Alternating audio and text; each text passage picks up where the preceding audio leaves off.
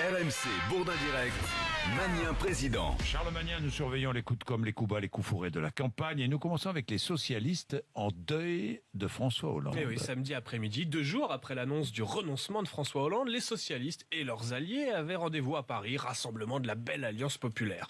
Un meeting censé lancer la dynamique de la primaire de la gauche, mais sur place, la salle sonnait bien creux, un peu plus de 2000 militants, loin des 5000 attendus.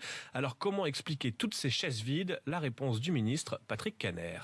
Beaucoup de militants sont encore un peu sonnés par la décision de François Hollande. En même temps, quand il y a une sorte de phénomène de deuil, peut-être. Les militants sont en deuil et on peut les comprendre, car ensuite sur scène, quand Jean-Vincent Placé, Didier Guillaume, Jean-Christophe Cambadélis ont pris la parole, on a eu l'impression d'assister à l'éloge funèbre de François Hollande.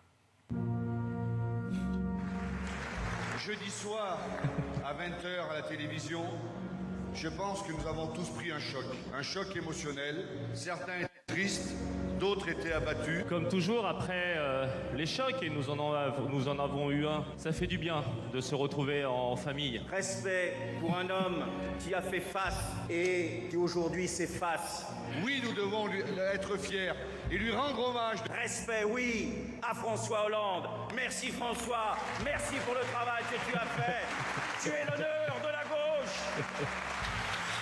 Alors précisons tout de même pour ceux qui nous écoutent que l'homme dont il parle est bel et bien en vie et toujours d'ailleurs aujourd'hui président de la République. Encore une fois, nos politiques maltraitent la langue française. Et cette fois-ci, c'est Marine Le Pen en visite au Salon du Cheval qui nous offre une faute de français niveau CE1. Moi j'avais un ami qui avait des chevals de...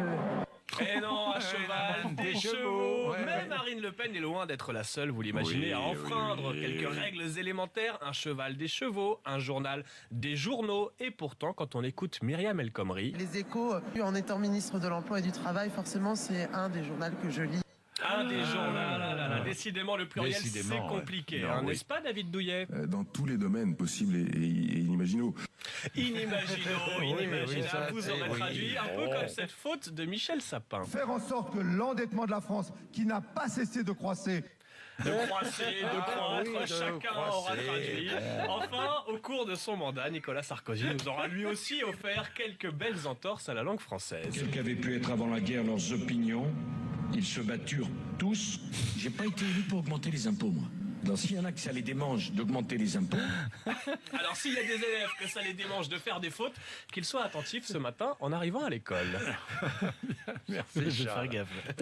Nous allons faire attention. Il surveille. Parce que Charles nous surveille.